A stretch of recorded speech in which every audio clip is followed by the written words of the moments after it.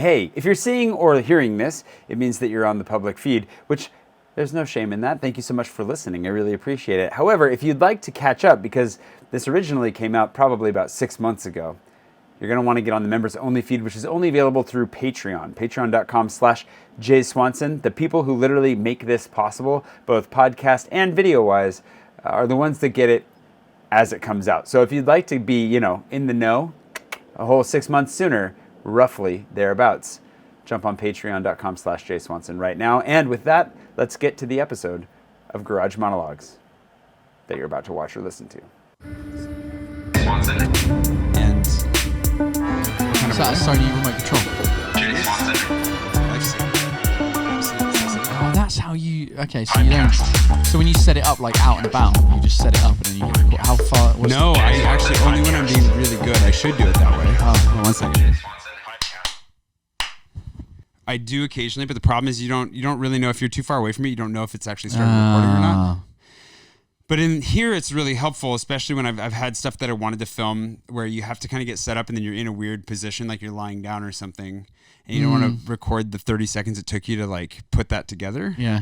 But it's a lifesaver, but I don't always think about using it when I should. So what else? What other functions are there on? You can take. It actually runs the whole camera basically. You can get your menu functions in your display. It doesn't zoom, whatever. no. It does not zoom because that's a physical. Yeah, thing. not on that. I wish it had that capacity. That'd be great. Welcome to Garage Monologue episode 7. I suppose. Yo, 7. Oh yeah, because you're doing one with on. You're doing some of my own, some on your own, some with guests. And the first 4 or 5 are patron only, where they were video only videos that I made before I started doing this as a podcast. I'm here with my buddy Paul Taylor, who Hello. you know from such glorious things as the internet. Correct. Yeah, and I've been on his happy hour live multiple times. So I was waiting. I was like, it's about fucking time that you invited me to your podcast. He was actually. I actually invited myself today. You did, that's true. But it worked out really, really well because I was literally thinking about you this morning and I was like, I need to see when Paul can come over because I asked you if you would come on. Yeah. And you said yes graciously and then we just never scheduled anything. So this is a Patreon only. So thing. the way that we're doing this, we've decided since the last time we talked about who's we?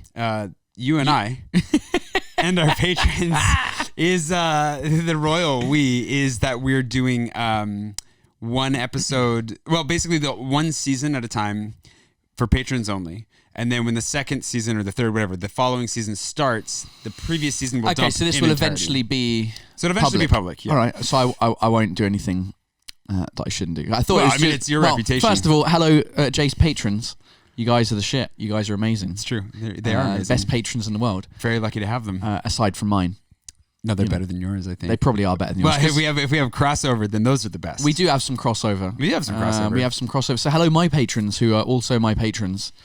Listening to this. Well, and also in the spirit of swapping patrons, I can also give them a link to this episode video format if you wanted to share that on your Patreon. Oh, yeah, I think so. That could be cool. The challenge is that the podcast itself is subscriber only, so that I have to protect that link from going anywhere else, if that makes sense. Yes, sir. But as far as the video version of this goes, that one we can share that link for sure, if they want to check it out. Today we're going to be talking a little bit. Well, Paul came over to check out, he's thinking about different futures that he might have. And so he wanted to see the chateau in person just to see if he could get some inspiration for a small space and how maybe it would be furnished. How do you feel about being in the chateau? Because you've never been over before. No, I've seen it in So what's weird about it is that, when people come over to my studio in person, they go, oh, wow, this looks a lot smaller than it does on camera. Yeah. I think it's because you can't tell that my space is like all of the space. Well, under a slant too, yeah. It's not even all of the space. Like it's a lot bigger, but it's because the roof is slanted, so you can't really stand up in much of it. But because we're always sat down, and the camera view that you have makes it look like a normal room. Yeah. I think people come up and they go, "Oh, like your computer's right up against the roof." When you've really creatively stuck like the light into that window there, where it bounces off the wall, like you've used the space really efficiently. Yeah. Well, and weirdly now that I'm looking at another place to do that kind of stuff from. Mm-hmm. Like when I'm looking online at the estate agents, the real estate stuff, I'm like already trying to plan. I'm already going, nah, I'm not gonna be able to do anything in this space. Like it's too weird. Like it's too square, or that door's in the way, or the front door doesn't. It's just so that's too square. That's an extra thing. Yeah. That I that you don't really think about, whereas I kind of just, the place that I've currently got is, it just kind of came out of nowhere. It's my producer's attic, basically, where she has her offices down the stairs, and there was an attic which just stocked basically a bunch of crap that from the other comedians and artists that she produces. They have all accessories and stuff like that, and like computer boxes and just general crap. And so I was like, hey, can I come and paint the walls and set up my YouTube studio here to do my live shows from? She was like, yeah. And so that's and so it all, like, I remember spending a long time like figuring out, where am I going to put the desk? How am I going to do that? In which angle am I going to take? It worked out really, really well. It did, yeah. Which actually I think, in a way, might help you unlock the potential of a space that other people might say no to. Yeah, potentially. And I think that's the thing. It was just like, the thing that worked well, the reason why it looks so good. Excuse my coffee drinking, deliciousness. Jay. I will not edit that out. Jay made a coffee. That's the only reason I'm here. I made 2, and I've already had 3 before, so. Woo! It's going to be a good time, ladies and gentlemen. Put a lot of work and effort into the space, unlocking the potential of it, and now you're looking at new ones. Why? I interrupted myself with a coffee drink, and I don't know what that was now. So you got to be careful when and where you make jokes. What was the thought? Window, spent a lot of time, blah, blah, blah, unlocking the potential that other people might not. I think that it's the thing that makes it does make it, I feel like, well, what you said earlier that stood out was that you said the space is too square, which, like, that you were looking at a space that was too square, which is exactly the kind of thing that the average real estate agent probably never hears, where they're like, they probably hear like, what is with this narrow wedge or this leaning roof or whatever? And you're looking at it thinking, okay, I could use that space by sitting close to that, putting a light in there, bouncing light off this. That's what it. The thing that I had, the reason why it looks so good as well is that there's a lot of depth between where the camera is set up, where the desk is. Yep. It doesn't function well as an actual place to work, because the sofa that I have never gets used as a sofa, because I could film the podcast on there, we'd be more comfortable, but the problem is the wall, just like you, the wall is just behind here, and then it's not going to look as good on camera. Yep. Whereas if the camera's further away, like, if you're watching the video version of this, it looks a little bit flat because we're far away from the camera. Whereas, if I move forward, then it adds a lot of depth. But that's also why I always, when I film, I was showing him the filming setup here just a second ago, and like when I do, I put the camera as close to the window as I can, really, and then all this bit's a bit blurry. It creates like depth, a depth. Like that's the only way I get depth in this room. Or if I put the camera in the corner here and shoot towards myself here, but then again, you have to sit closer to the camera to really maximize that. Yeah, depth is something. Again, that's also something that most people aren't going to think about. No, of course not. I should. And, if the windows are too low, then you can't. I'm lucky like you are here, where the window's high and you can put a desk underneath it. Most windows are, like knee level, in Parisian sort of places. And so it's like, well, all right, I can't put the desk there. So then and I haven't even been to see any places yet. I've just been looking online. Some of them have got 3D where you can visits. walk throughs or whatever.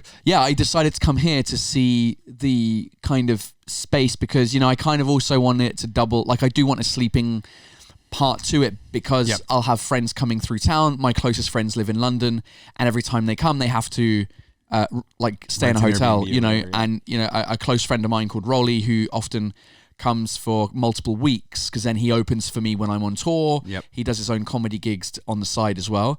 He ends up having, he stays at friends or whatever, and it's always a bit complicated. And I just thought, it'd be a cool place where I can do my happy hours, which I will bring back at some point, because I've stopped doing them. Which you should watch if you don't. Like, if you don't know Paul already, I did give him no real introduction there. Sorry, this is true. Yeah. But Paul is a stand-up comedian and a writer and a TV producer, all the things, and has produced a lot of really, really great content. And his focus is generally on the franglais life that we live here. His current show. Still current show is about feeling more British than French despite having lived here for a long time. He speaks French perfectly, which gets him into, well, perfectly as far as it sounds, it gets him into a lot of trouble for not always speaking correctly while sounding perfectly French. There's a lot of good nuance in language, and if you're interested in language, if you're interested in French and what the experience is like speaking both languages, there's no better person to go to than Paul. Yeah, the two main like the two flagship projects that I've done over the past couple of years that have been the most successful and most people have watched is my first stand-up show. So my first stand-up show, which was called Franglais, because it was half in English, half in French, and the subtitles available, for the opposite language. I did a terrible job promoting your work. I'm sorry. No, that's right. You did a perfect job. I was just adding the two. If you're interested in finding out more about me, either watch my stand-up show, which is called Franglais. It's on YouTube, or I did a mini series on TV called What the Fuck France. And there was like 34 episodes of that, which are also very good, very well produced. Yeah, and you've probably seen La Bise if you've seen any of them. But then also, that wasn't even part of What the Fuck France. That was just what got you into What the Fuck France. I thought that La Bise ended up being a part of What the Fuck France in the end. No. La Bise was just like La Bise. What it was for those, La Bise is what the French call the kissing, the hello kissing, when you hello and you go mwah, mwah, or 3 or 4 or whatever, and it's all very complicated. So I made like one of my first stand-up sketches was around that, and then we ended up making it into a video, and then the video went viral, and then Canal Plus, the TV company, which is like the French equivalent of HBO, but less good. They've got a plus in the name, though. They HBO stole that from them. Everyone stole it from Canal. It was Canal Plus, now Disney Plus, Apple TV Plus. Yep. Wait, what does? Yeah, it does. Is it HBO? What is it? HBO Max? It's HBO. It's HBO Max. There's an X. It's like a plus on its side. Yeah, it's either Plus or Max or Go or Rotate whatever. And so they got in contact, and we then worked on that. It's so funny because I thought that ended up being actually pulled into this series. No, because it looked like crap. Like it didn't look doesn't like look like crap. I mean, it's well done. It is, but when you see the video quality difference from free production to 20,000 euros an episode production, you go, all right, cool, this is clearly. Well, it's like Stereo Trip, also another thing that's been underappreciated that he also did. So there's a lot of really good work that Paul has done, and I forget why we were. Well, part of it is because I just wanted to. You didn't introduce me. You didn't introduce me. You're a man who needs no introduction. I feel like, at least to my patrons. It depends. It depends who with. It's true. I think in France, like most people our age, will have heard of me, or they'd have been like, "Oh, the English guy, that English comedian that does the English French thing." Like that's who I am in France. I walk down the street, people are like, "Oh, the English guy who does the French thing." And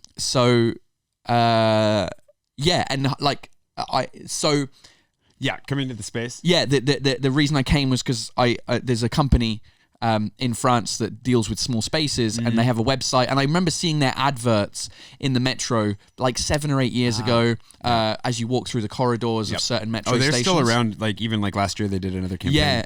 And even now, like at the current metro station that I live in, the suburbs of Paris, as you walk up, they've got the things. I was like, oh yeah. So I was thinking, because they do furniture for small spaces specifically. Yeah, it's really cool. Like because in Paris, obviously the spaces are quite small. And they just optimize the. Eventually, they're going to cut this room in half vertically and rent the top and bottom separately. So yeah, that's why I came, and it's to check it out. And that's cool. Well, it's cool because I think for me, thinking about one of my biggest life goals has been, because I've never wanted to buy a place. I was a really bad American. I never wanted to own a house. I didn't want the white picket fence. I didn't want that whole song and dance. You didn't want the white picket fence. Yeah, so you talk about having your house with its white picket fence. It's a style of like, you've seen the classic. I know what a white picket fence is, but I that's a phrase as well, right? Isn't it? Yeah. To picket. No, like white picket fence seems like it's an idiom. Expression on its own. It might be. I don't know. Anyway, but then I did end up getting a dog, I suppose, but I'm not looking to get the rest of that situation. However, like having a place in Paris, like we were talking about, like it's a purchase that you make that never goes down in value, assuming that the city continues to exist. And having your own space. The cool thing is that I've been able to make this into my own space, but it's not mine. And someday I will get kicked out of it. We'll see when that day happens. I hope it never happens, because it will be directly tied to the life and death of my landlady. So hopefully that never happens. But the reality is that someday it's going to happen. It will happen. You hope that it will never happen. I'm here to break the news to you. It will. She will die. Death comes for us all, ladies and gentlemen. Like you will die. Like I will die. It's going to happen. You'll get kicked out, because presumably when she dies, then it'll be a slow process. It will go to her. Yeah, it'll go. So basically, it kicks into the whole inheritance thing, and like they're not going to like rush to like kick me out or anything. And the way that the French system works is so slow, anyways, that I'll be fine. I'll have plenty of heads up. Let me give you a good example. Well, it's kind of a good example, but not, right? My wife owns an apartment in the 18th arrondissement. Yeah. And through her grandmother, that's how when her grandmother passed away, basically, she ended up inheriting it. And I was thinking maybe I can use that as my studio. Right. You know, maybe because it's a studio, but it's 35 square meters. Like, it's a big studio. Yeah, that's some depth right there. Exactly, yeah. And but the problem was that the apartment was in a building that was basically the owners own the whole building except for that one apartment. Oh. And they rent that apartment from her as a storage place, basically, right? Yeah. And so, because in France you can't kick people out of if you're renting a place, you can't ever kick them out unless you're selling the place, unless you're giving it to family, or unless they haven't paid the rent. So they were paying the rent. There was no family moving in there. And what was the first option I said? You're not selling it. Yeah, she wasn't selling it, right? So you can't kick them out. Turns out that the landlords, ladies, whatever, I think it was a couple, they died like 2 years ago. And you still can't use it. Still can't use it. My wife doesn't have the key to get in. Oh, no. And because their shit is in there, inside, we can't go in and get rid of their shit and take it out because the notaries haven't found the descendants yet of those people. So we have to wait until the notary confirms that there's no... Can I pretend I'm their descendant for you? And so we can't... So we've got this... The difference is the notary is still paying my wife the rent. Oh, that's so good. She's still getting the rent from dead people 2 years later At least you're still getting the rent. And so the inheritance that they have is just slowly getting dripped out because the rent still has to go to my wife. Gosh, so what you're saying is like when the reason I'm bringing that up is when she dies, you might not get kicked out straight away because there's this whole like Well, but French... the thing is, we do know, because I know the family, right? So that they're definitely going to, well... It depends. Who knows? They'll decide what they decide. I know that there's a camp within that wants to keep the apartment because who doesn't want to have an apartment in Paris to go visit? Well, it's never going to go down in value, right? It's just that's the other thing. But it's another thing. I mean, it's another thing to hold on to deal with the maintenance. I mean, she's lucky to have me here now because like she's not able to come, and there have been multiple issues this last year with like different pipes breaking and leaks and burglaries and like only one burglary thankfully, but one too many. So like. It's a world away. They don't really come here that much. They don't have strong but they ties might to keep France. it and then have people rent it or something. They might. You never know. So they might do that. And so they're not. That would be crazy not to. Yeah, and her son was. It's interesting because too, her son early on, who I love. He's a great guy. But it was funny because when I first lived here, I think he was just a little bit like, "What's going on?" Like you're, again that kind of like, "Are you like, what's happening?" And so like. I remember when we were talking about how I actually sketched out the design for this space. My first sketches, I measured everything, was sketching out how I could maximize the space. So you actually like sketched and drew all of this out. Like in one of my notebooks up here, I think I actually probably have, I don't want to dig into it now because it'll take me a minute to find it. But I have, sketches that are a decade old now where I was like, okay, I've measured out the space and I know like if I can get a bed that goes up here, whatever else, like make it work. And I remember that after I lived here in between stints on the ship that I used to live on in West Africa and or Central Africa, because I went back to the Congo. I was on the ship in the Congo showing a couple friends like, this is what I think I'll do with the space. Because it was at the end of that time that she told me like, I love having you here. It's your space. Yeah. And I still didn't fully buy into that. I didn't feel fully secure in that, but I was like, okay, I think this is going to work out. Like I have a place I can go back to. So I was sketching it out and he saw it and he was just like, hey, just remember, it's not your apartment, right? Oh, really? And I was like, oh man, like just chilled right there. Just like, that's not what you want to hear, So I was like, oh man, okay, maybe like that removed what little security I had. Yeah. Kept working out. But anyways, he came around and now it's very cool. And he was visiting not that long ago, came down, checked it out, got to meet Cooper. And he was cool about it. We were talking about like where it's at and what this whole situation is like. And he's like, yeah, but I mean, like, it's not going to be a rush to get you out of there, whatever. Yeah, but it'll always be good to have like your own sort of backup Yeah. Of like, all right, cool. When at some point they go, right, see you later. Especially, I guess now that I've thought about like, because you don't have like a lease, a loan, like a I have nothing. What do you call it? Yeah. Un bail, A lease. Yeah. Like a lease. a lease that's signed and stuff. They could, in theory, just be like, because technically it'd be like, oh, you're squatting in. Right, but I'm a squatter in France, so I'm okay. This is true. Yeah, this and is very true. As long as it's winter, especially, then I'm definitely fine. Yeah, between the months of October and March, you're great. I'm set. So, well, and that's the thing. My hope has always been, and we were talking about this earlier too. We had a lot of conversation before turning on the podcast, which is at some point we were like, we should probably start recording. The whole thing for me, I've said this a lot, and that's where I was going to go before. I used to have my goal board on the wall here, so I've had multiple versions of it where I had this big piece of paper, which is actually in my closet, and then I had this one, which is the links to the book that I wrote, The Sea of the Unknown, but it's like a goal map, like mapping out where I want to get and how I'm going to get there. And one of the islands on there is to have my French citizenship is right there. Yeah. But then an apartment's in here somewhere. Yeah, it's too. down there. And so it's just like, these are the goals that I'd like to navigate to, that are dreams, or like, I don't know how I'm going to get to them, but eventually I will. And an apartment's always been one of those things where you want to have your stable space you can create to be what it is. Yeah. But I've also never had the money to be able to afford anything. And honestly, like if you've read the book by the same name, Sea of the Unknown, you know that like, when I moved here, I was on the verge of going bankrupt because I'd overextended myself with projects and a tech startup and whatever else. And that all went very, very badly. And so it's felt kind of like an impossibility, but now this ties into that whole, like, narrowing my focus, like, let's do the Paris in my pocket thing for now, like figure out how the vlogging works, but like, let's just do YouTube as well as possible and hope that turns into something that could end up financing the purchase of an apartment. And the strategy for that would be then too, and the temptation is, we were talking about this all the time among friends right now, like, how do we live closer together? How do we spend more time together? And some of our friends have just recently bought apartments and they're very close to each other. And you're just like, that would be so cool.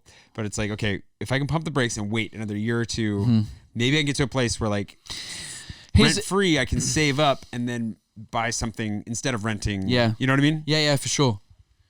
Yeah,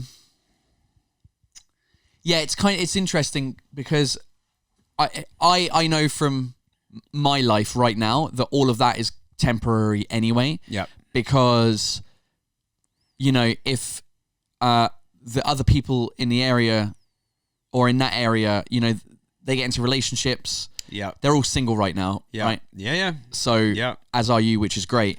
I am not. Yeah. But what I mean by that is, like, right now, it's amazing because everyone's single. No one's got kids. Right? So, yeah, every day, if you're all living within a 5-minute walk of each other, it's like, great, let's go to that super stereotypical cafe. Like, oh, we're living the Amélie Poulain dream, Then as soon as somebody gets a girlfriend, you won't see them. Then the second one, you won't see them. Third one, you won't see them. Yeah. And then you'll see each other maybe once a month. Yeah. And then 5-10 years down the line, you have kids, and then you'd like, this place is too small. I need a garden. I'm going to move outside of Paris or move to another city in France. Yeah.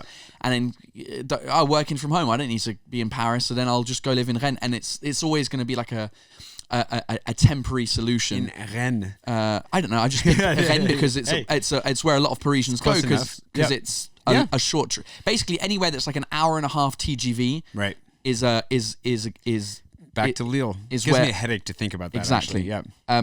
So that's my thing where, like, in the sense that, like, I see that side of it, but I also think that, like, you have that essence of part of it is being anchored close to each other increases the likelihood that you will see each other, right? So even if you do get girlfriends, you have kids, you have whatever, like, if you're still more likely to see each other if you are in the same neighborhood than if you live far away from each other. I don't know. This is what I was saying to you earlier on. Like, I feel like I see, I mean, between COVID, obviously less, but I would almost see my friends in London more than some of my friends in Paris. Yeah.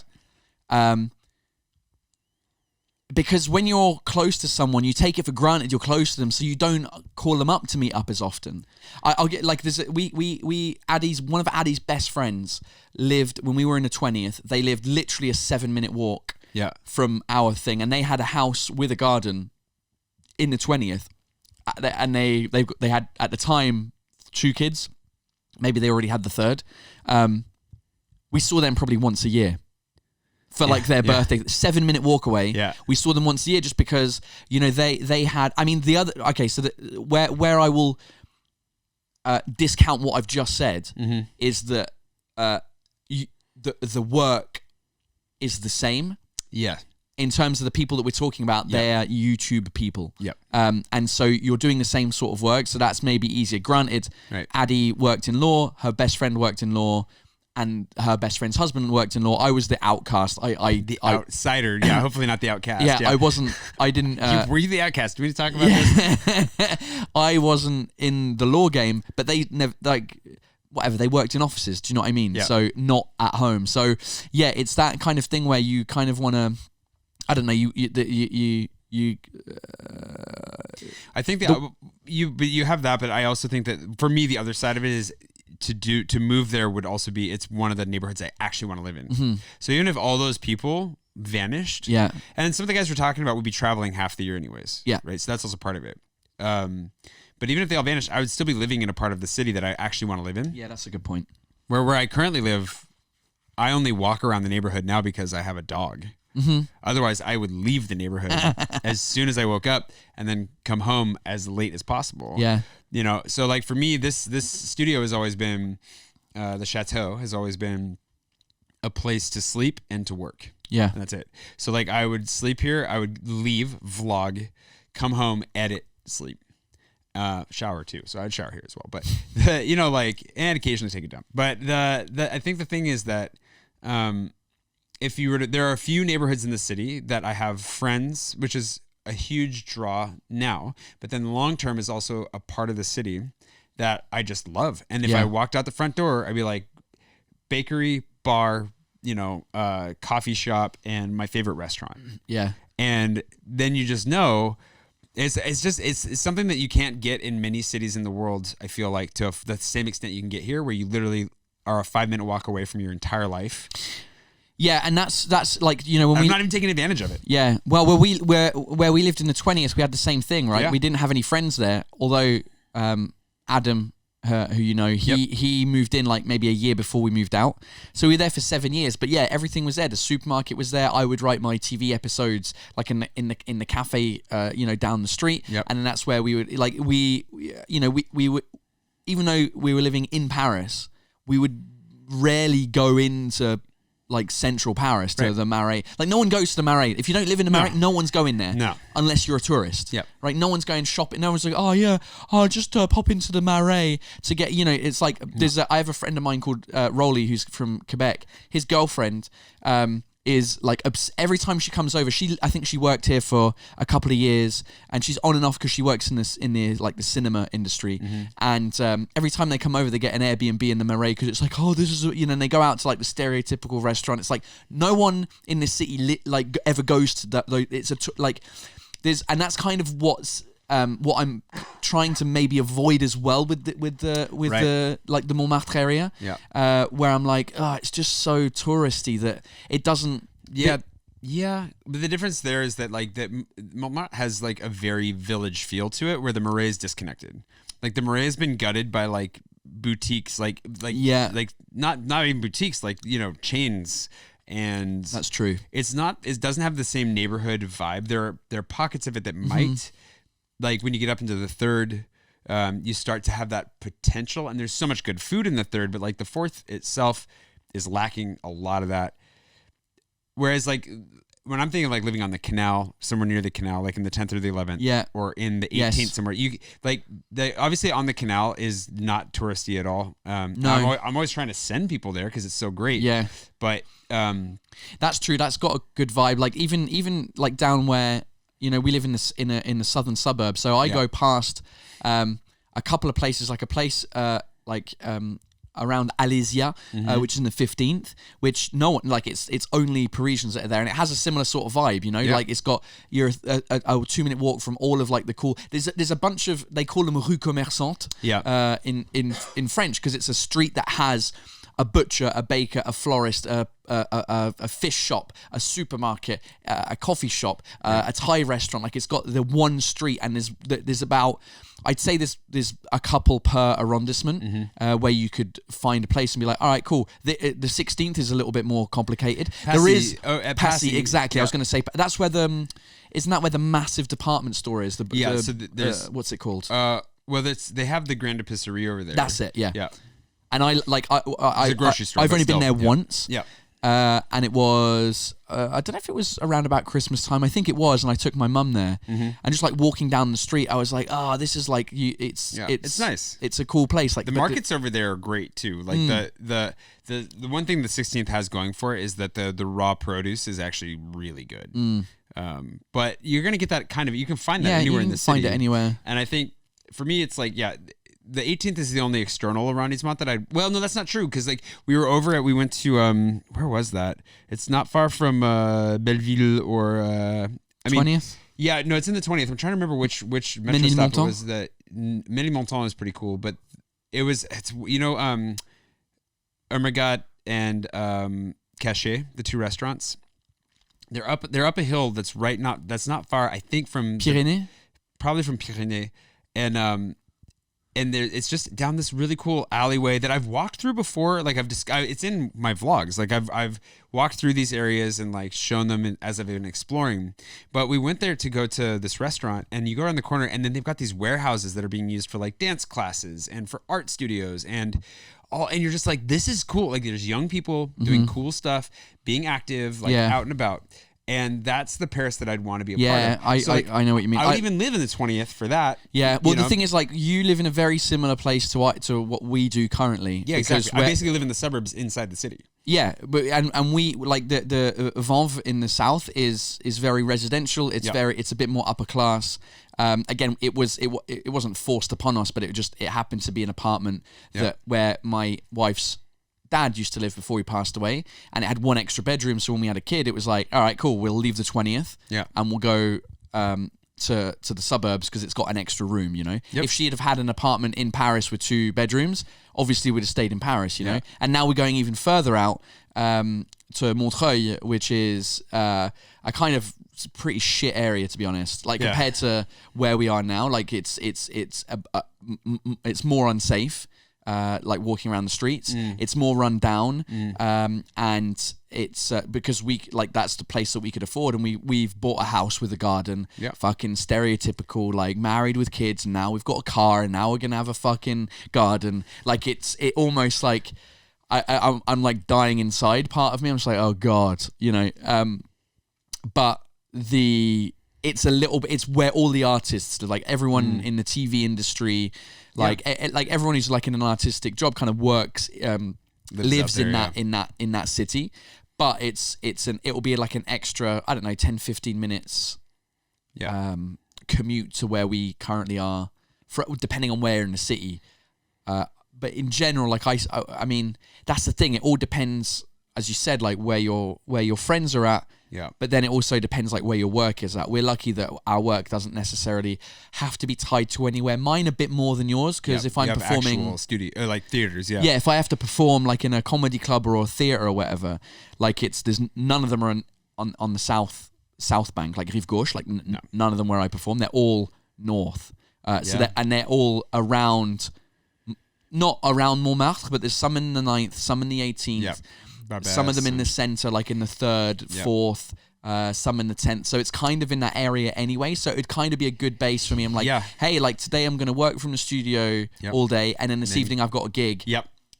The risk for me is, as I've said, is like, all right, I do my gig, and then there's another gig, and then whatever. I do a couple of gigs in the same night, and then it's like before you know it, you've lived in your studio for a month. And then it gets to like midnight, 1 o'clock, and I'm like, do I take my scooter in the cold home, and it's a half an hour drive in the freezing cold, or do I drive 10 minutes and just sleep in my studio? I'll probably sleep in my studio, and then before you know it, it's 1 night, 2 nights, 3 nights, and then before you know it, we're living separately. Do you know what I mean? Yeah, that's real. But I think that for me, that's the thing, is like with him, I have to like, I did have a place, thanks to the Vosses, if they ever see or listen to this. Oh, did that stop recording already? Hey, this is the ad read in the middle, and you know what? the sponsor, they were a little bit slow in their response time. So instead of having a sponsor for this episode, I'm just going to go ahead and thank my patrons one more time for making this possible. If you would like to become a patron, there are a whole bunch of benefits to it, whether that's getting loyalty stickers, postcards quarterly, or prints from photos I've taken quarterly. There's an access level for my Mapster so you can see locations that I'm recommending in Paris and around the world as I travel. Lots of perks, benefits as you go, including getting these episodes on time. So if you're enjoying this podcast with Paul Taylor, of all people, then why don't you go ahead and jump on over to patreon.com/jswanson, and you're going to get caught up on a full season's worth of content probably this week. I mean, come on, jump on it. Anyways, back to the episode. That's okay, because we have the backup camera. It did start. Did you notice when it stopped? No, I saw you look over it doesn't even do a noise when it does, but we're just so loud that we didn't hear it. We'll find out how long we went to the backup camera for that. I looked at it at some point and it said 19, and I'd forgotten about the 20-minute rule. It's 30. It's 30. Well, but we'll find out. It's been this camera also just randomly stops recording because it's been possessed. It's been 34 minutes. I can read your I see that. Okay. sound. So we've only lost maybe 5 minutes to the backup camera. 15. You said 20 minutes, right? 30. Oh, 30. Yeah, Sorry. so okay. hopefully we're good. All right. But that, I think for me, like with him, I have to, him meaning Cooper, I'm pointing towards Cooper's little fortress down here in the corner, is that like, I had this problem. So in the past, especially when I was daily vlogging, which redefined my entire existence in Paris for so long, I was always like, I have to go home and edit. So it was always at the back of my mind that like, no matter how much fun I was having, no matter what I was doing, I was going to have to go home and edit that night. So if I was out with friends, if I was on a date, if I was just wanting to chill on the river, whatever, it didn't matter. Like that was always at the back of my mind. So that was always there. How often would you be out till like midnight and then you'd edit till like 4 a.m? Regularly enough. Okay. Yeah. I mean, that's the nice thing about the repetitions. There are a number of my vlogs that I edited very drunk. Because I hated editing in the morning. That's almost, yes. I was the same when I did my daily vlogs for a couple of months. But that's almost like having a kid, where it's like great that like the amount of times that you or Nathan has been like, oh, like what, especially Nathan, like I think he's given up now, where he said to me, oh, like what are you doing? And it's like 4 p.m. and I'm like, I'm going home in an hour. Yep. Because I have a kid. Yep. Do you know what I mean? Yeah, but I was always a killjoy at night, which also meant that I never filmed anything at night. So I had no nightlife footage because I was always going home. But I was going to say that like then because I live 30 minutes away from anywhere interesting or anywhere I want to be, you always are doing this math in your head, but you're just talking about like, do I just go back to my studio and sleep? Where you're like, well, I'm going to have to, if I want to come back out later, that's an hour just to go home and come back out, right? Yeah. So why, like, that's already a pain in the butt. Now with him, like, if I don't remember to bring food with me for the dog, same thing. Like, I have to go home and feed him. Because you can't just pop in somewhere and then... You can't just buy food in the local supermarket? I mean, not in a one meal quantity for him, no. I could buy like a 5 kilo bag and then carry that around. Oh, with okay. You know? Like, so you have that going on. And then like also when like he's snoring away out here, right here. And it's that thing too, where as he's a puppy still, he needs to go to sleep, by 8 at the latest, really 8 or 9. And he's just miserable otherwise. And he's fine. He's a trooper. He'll hang out, but it'd be so nice if I could just be like, oh, it's a 5-minute like hop over to my apartment. I'm going to put him to bed and then I come back out. Instead, it's like right now, I'm out with friends. We're having a drink on a terrace. Whether I have to feed him or put him to bed, you're just like, well, I would like this night to continue. Kind of like having a kid, I guess, in that sense. But you're like, well, yeah, the at a minimum, yeah. I mean, it is like having a kid, except with a kid, you can't leave them. Yeah, you exactly. Have to go home. I have the benefit of putting him in a tiny little cage. Yeah, and then, that's kind of cool. Kennel, excuse me. Cage is probably not the right word. Yeah, that's the thing. That's the thing about living more central, ultimately, right? So all that to say that even if your friends are the most transient part of that whole exchange, there's so much more to the lifestyle being afforded to you by being somewhere more central. Yeah, for sure. That like makes it worth that effort. It feels like your situation is obviously different because you're gonna live outside the city, and you're talking about having studio space against my own will, but yeah. I like my whole my life in the last 3 years has been against my own will, but of my like accordance as well. Do you know what I mean? Right. It's kind of like it's that thing of you where acquiesced. Yeah, I mean, because at some point you go right. Like my wife and I were together for 10 years, and at some point, she was getting to the age where it's like, it's either now or never for kids. And, you know, when you've been together for 10 years, you go, well, I've got two choices. Either I say no and I lose my best friend of 10 years and I'm back to square one. I don't know what I'm doing. I don't have anywhere. Like, what do I do? Yeah. Or you go, wow, what's the worst that's going to happen? All right, let's have a kid. Yeah. And then we'll figure it out. We'll kind of try and imagine our lives with a kid and see what would happen. It's a hard decision to make. Well, it is. But then, you know, if I'm almost at the point where it's like, well, it's maybe worth saying no before you have the kid, because if you have a kid and then you end up getting divorced anyway.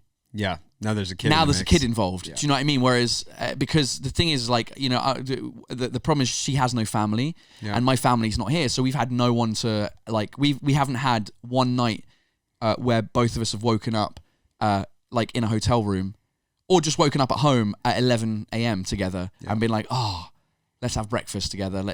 We haven't had that because we've got no one to look after the baby for. So it's been, she's three next month. And we still haven't had that, you know. So that obviously drives a wedge in, like, the romantic relationship. Obviously, there's so much shit that comes with having a kid. I envy the people who have parents who are like, great, you look after Jimmy for a week, and we're gonna go to the Seychelles on holiday, like the good old days, you know. And you're just like, oh, fuck you and your families. Do you know what I mean? Yeah. And so that's where I'm at now, where it's just like, life would be so much easier if we were separated, because it means that, let's say we did 1 week on, 1 week off, or 2 weeks on, 2 weeks off, whatever is right for mentally for the child, whether it's only me on week, whatever the thing is, like we'd see a psychologist or whatever, because apparently 1 week on, 1 week off is not good for the child's development. But it was like, imagine if it is 1 week on, 1 week off. Sure.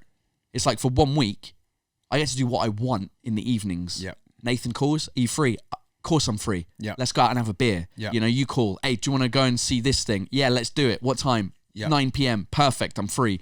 Whatever the thing is. Even doing stand-up comedy, I don't feel guilty going home at 3 a.m. after having beers with the other comedian friends and we're chatting shop, you know? Yeah.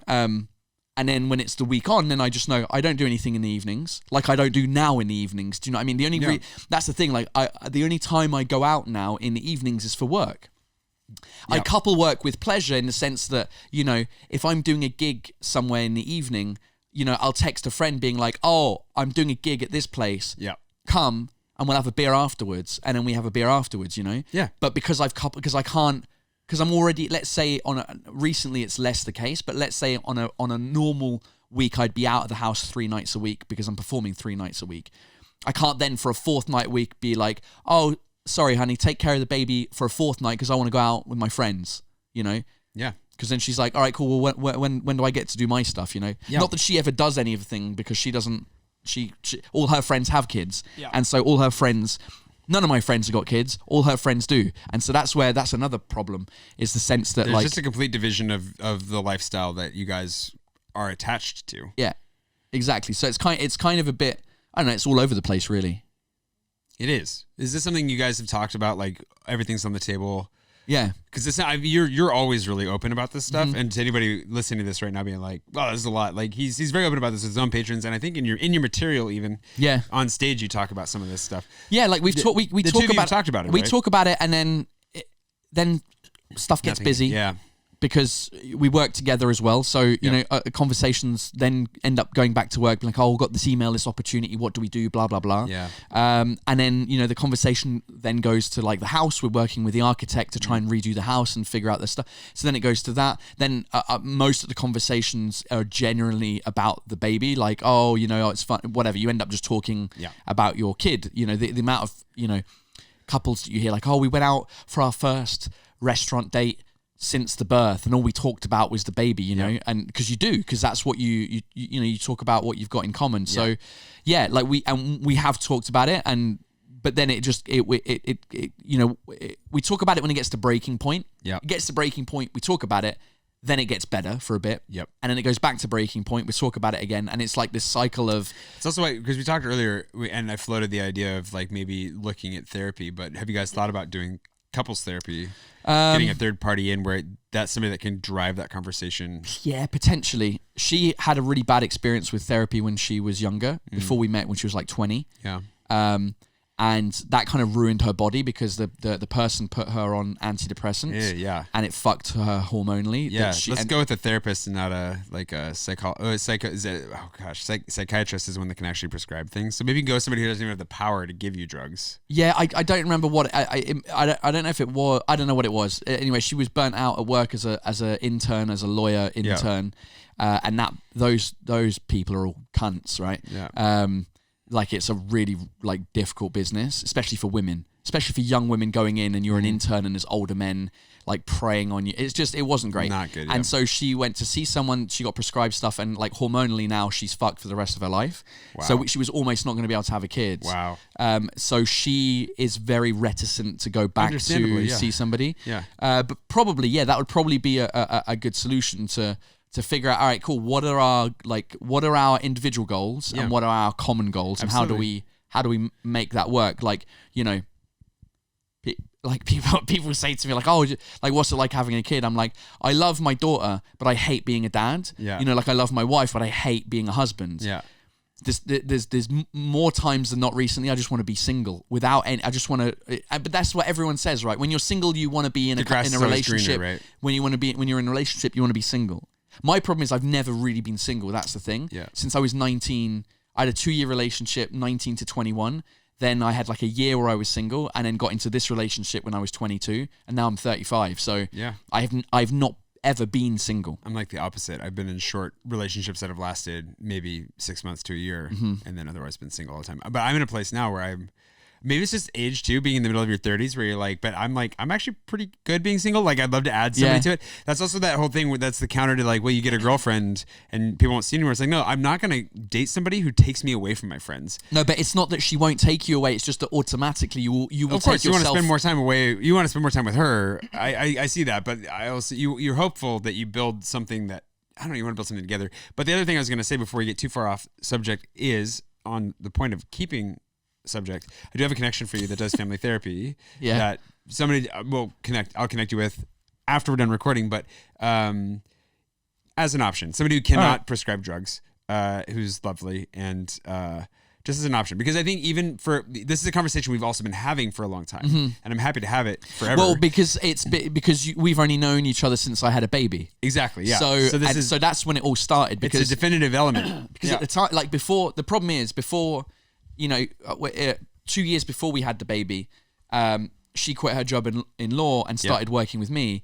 And then, you know, we were touring together. Yeah. She was doing all the admin for the company that we have, the production company that we have, and like kind of enjoying the kind of like the dream thing of like, oh, we're traveling in Australia because I'm on tour in Australia. We go there, we add like an extra week on or 2 weeks for holiday, whatever. Then we go to China together. Then she's in Paris. Like it was like this amazing thing. And then the baby came and then just fucked all of it up. Do you know what I mean? Yeah.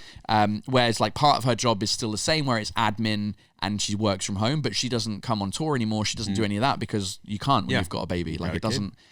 You can, but it's not good for the child. Like for them to be out till midnight at night. And even if she did come on tour, you know, the show's at like 8, so she's in bed by that time. But so what's she gonna do? Stay in the hotel? Come on tour to stay in the hotel with the baby? Like, there's just no sit point. backstage with the baby. You know, yeah. Where's she gonna sleep? She's not. You can't. You got to bring a fucking travel cot with you. Get her to sleep in a nice little. Yeah, but she's 2.5 now. Oh, now, no, yeah. No, you put her in the bed, and then what? And then you got to wake her up to then bring her to the hotel. They traveled. They were musicians that traveled the world, and they did not stop touring and traveling the world when they had kids. They just made it work. Yeah. So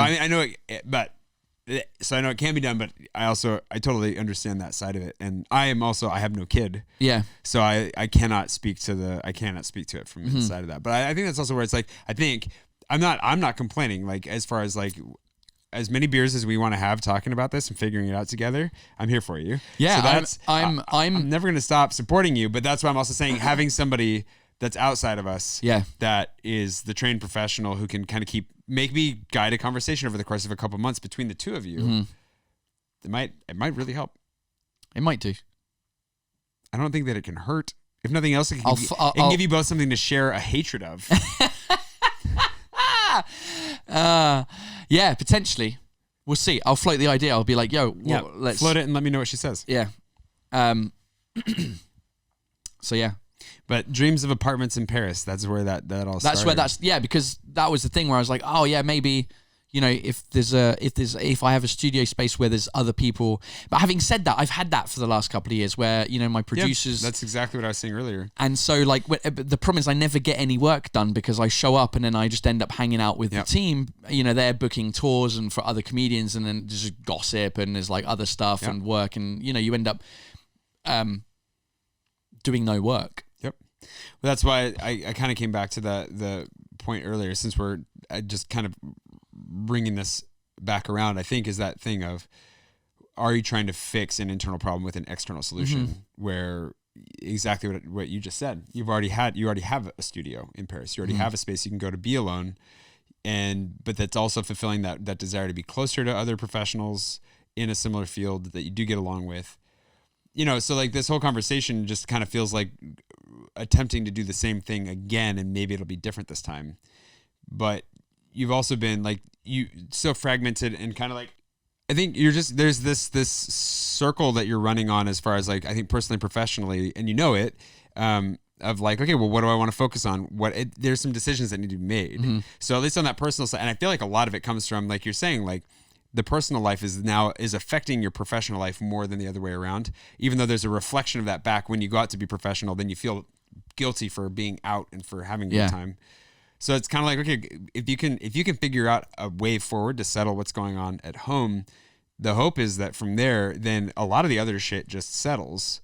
You don't have the same problems, and they're like, I think a lot of clarity could come from Well, that. it's either that or the opposite. If the work stuff figures itself out, then maybe do you know what I mean? Like maybe if it's, like if you figure out what you need to focus on for work. Yeah, you know, like it's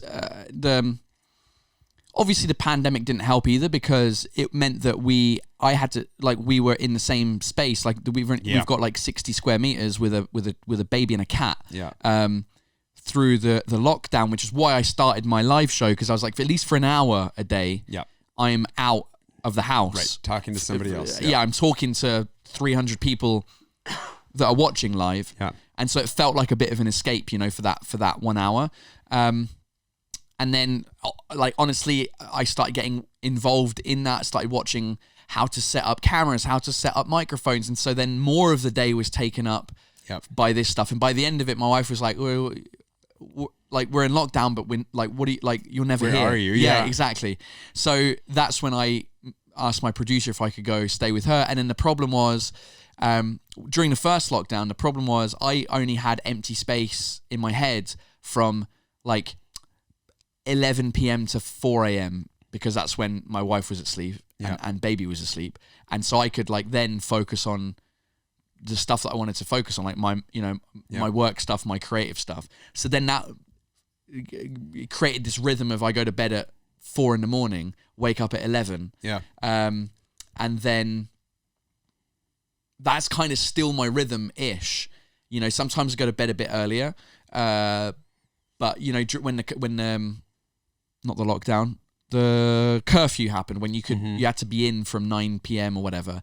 I would just go to the studio at 9 p.m. after the baby went to bed, and we might have had dinner or not. Then I would then leave, go to the studio, and come back home at 4 a.m. after having, I don't know, filmed some stuff, done some stuff, edited some stuff, like done, or just watched videos that inspire me, because that's kind of how I spend most of my time watching YouTube stuff, whether it's interviews, a lot of podcasts and things like that get me, like, get ideas spinning in my mind. But if they're like an hour and a half long, I need an hour and a half, and I hate like starting it, stopping it, stopping it, and then, you know, so that's kind of still been the rhythm. And honestly, like, it's kind of lucky that the studio I have currently doesn't have, like, there's no bed and there's no shower and stuff, because I would have probably just stayed there. But then also my wife's like, well, yeah, it makes sense that you would have, because what's the point in coming? It's not like I'm waiting for you and then we come, you know, you come home and we have coffee or dinner together or whatever. Like, you're coming home at 4, I'm already asleep. And then when you wake up, then I'm here, but then you go straight to the office afterwards and like do some work or whatever. So yeah, it's just a mixture of a bunch of things that we spend too much time together. And then neither of us are productive. Yeah, something's got to change. What's that song? Got to know when to hold 'em. No, there's changes. Know when There's to pull. something. I don't know why. Isn't there a song called Changes? Something about changes. Changes. It's that one. No, it's from Toy Story. Changes are happening to me. Ain't no doubt about it. Which Toy Story is that? I'm here for it, but I don't. It's not saying anything to me. Toy Story 1. What? Do you not remember the song? No. Come on. Remember that. I'm going to find it. Okay. Do find that. Hold on. We're not worried about copyright on this show, so. Changes. Toy Story. You definitely know it. Yeah, but I think that's also okay, sorry. It's strange. Strange things are happening to me. Strange things are happening to me. Okay. I thought it was changes happening to me. But still, it's not coming to mind. Oh yeah. Yeah, I remember this. I'm pretty sure. Hold on.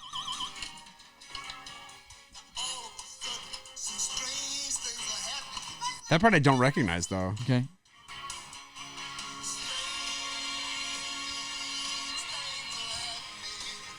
This does not ring any bells. No? No. I need to watch that movie again, apparently. Mate. It's been a long time.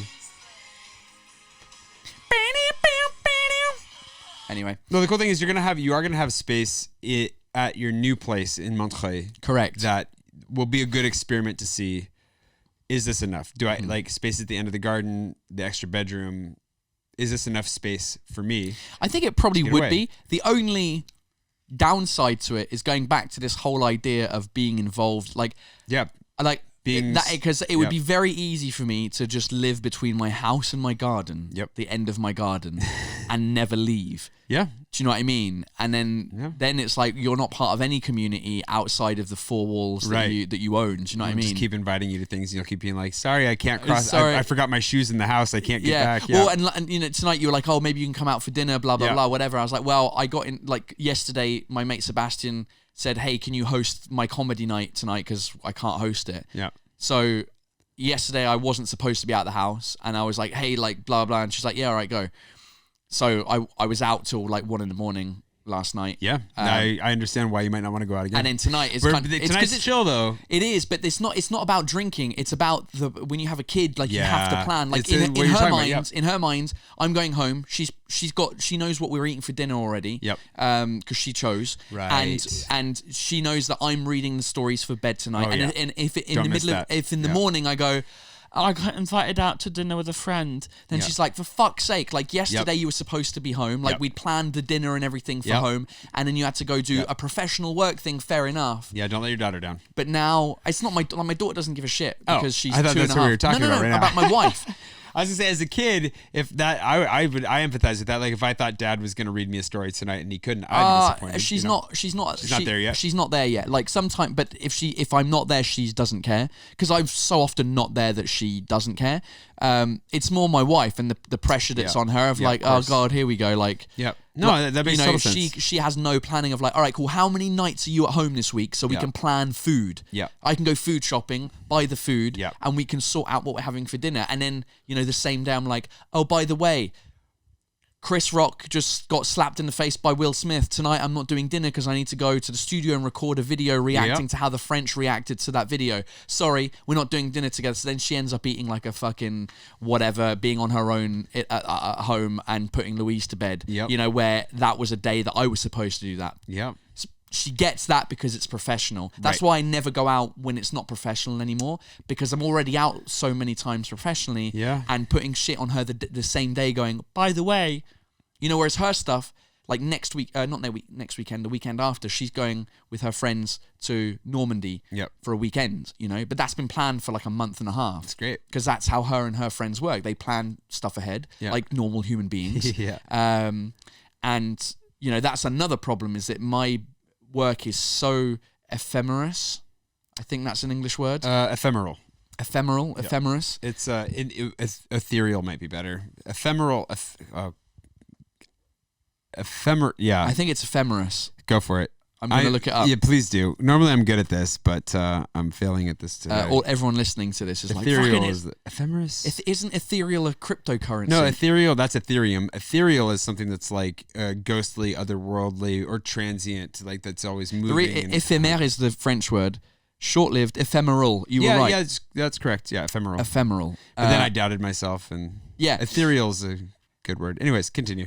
I don't even know if that's the right word, but yeah, my job is ephemeral, where your job is mercurial, maybe is a better word. Like it's always changing. It's hot or cold. It's like you got a lot going on. Suddenly you don't. Things pop up. Yeah, it's like, for the past 3 weeks, I've been at home every night, basically, because I stopped doing everything. But there's times where people will call me up being like, oh, Paul, we've had somebody pull out of this comedy night. Can you fill in 10 minutes, whatever? I'm like, great, cool. I'll be there, or...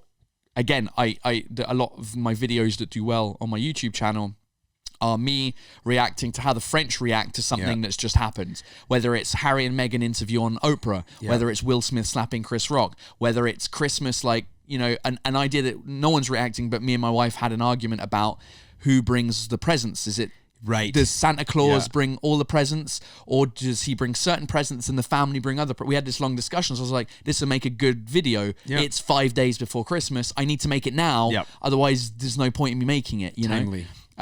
Same thing with Chris Rock, Will Smith. Yeah. Like if I don't make that video within 48 hours, it's gone. The story's finished, and there's another story. Absolutely. So that's where it's very, this is happening now. I need to go. Yeah.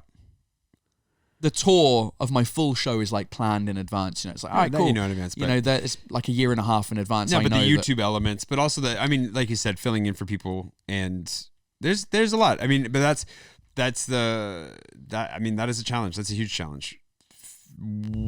Everything that you're going through there, personally, professionally, and balancing the two of them and figuring that out. That I don't think. That's not a quick fix. There's not an easy solution. There isn't. It's I'm still living as if I was single. I've never been single. Yeah. So I don't know what living like a single person means, but in my mind, you're desperately grasping for what that experience would have been. Yeah, where it's like I'm living keep grasping for it. You might get to experience it sooner than you think. Yeah. I'll get kicked out of my own house. But yeah, that's the thing where I have I don't know I'm just like, I like the idea of somebody calling up and being like, do you want to go for a drink? Yes, let's go. Yeah, me too. Because annoyingly, before I had a kid, no one called me. And now that I've got a kid, everyone's like, let's go for a drink. I'm like, can it be at 4 p.m. so I can be home for 6? Yeah. Do you know what I mean? Yeah.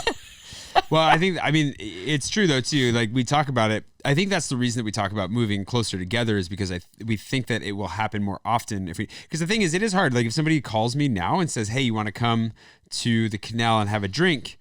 You've got I got 45 minutes before I can even get there because I've got to figure out what I'm doing with him. Yeah. Decide, do I put him down or take him with me? Do you put him down? Yeah, every time I say that, I feel, do I put him down for a nap or do I take him with me? Oh, also this camera's about to run out of battery. We'll wrap this up in a second. 27 minutes. And I also need, it's getting close to the end there. Anyways, it's that thing where it's like, okay, if you know everybody's around the corner, 5 minutes away. It's a lot easier. It's significantly easier in every way possible. And you're right, maybe we'll take that for granted to some degree. But I think if you get into a rhythm of looking forward to seeing your friends that evening, and you get into a place where you're more disappointed because you're not going to get to see them, then the opposite, where it's like occasionally you do see them. I don't know, man. We're all craving a sense of community. We talk about this professionally amongst our friends because we have a very lonely job where we're generally always working alone. So we get so much from each other as friends because we all do similar things. But then how do we get that to a place where we can invest even more in it? And I think it's a good conversation to continue to have, however that ends up playing out. Mm-hmm. Girlfriends or no, babies or no, puppies or no. Mm-hmm. Thanks for listening. I think we got to actually wrap it up there because all of the devices are trying to shut off at once. If you don't follow Paul already, PT Comedy on both Twitter and Instagram, I believe. It is. And on everything, yeah. Find him, Paul Taylor. Just search it on Google. You'll find him on YouTube. Watch his special. Put comedy after Paul Taylor. Paul Taylor. Oh, yeah, there's another Paul Taylor. There are many thousands of Paul Taylors. Paul Taylor Comedy. You can find Franglais in its entirety on YouTube. You should watch that. Even if your French isn't that strong, it's his most English-ish and it's in Franglais show. subtitles. And it's got subtitles. It's a good show. It's really fun. And then if you're going to come to Paris, you should come see him live. We're going to do a little twist of that in one of my videos coming up on going and seeing some comedy in Paris, but it is a good show. You should go check it out. And if you don't follow Jay already, then how are you here? How are you here? Thanks so much for making this possible. Patrons, you make everything possible. None of this would be here without you. And to anybody listening to this after the fact, like 6 months from now, or whenever this comes out publicly, also. Yeah, this was thanks for recorded watching. on May 2nd. So when you're listening to this, you're like, oh, I wish I listened to it when it came out. You should join Jay on his Patreon page right now. Patreon.com/Jay Swanson. That's the one. So thanks for watching. Thanks for supporting. And see you bright and early with some more sunny commentary about relationships and life in Paris. One of these days, really soon. There'll be a part 2 of this. There will be many parts to this. Thanks for the coffee. Absolutely.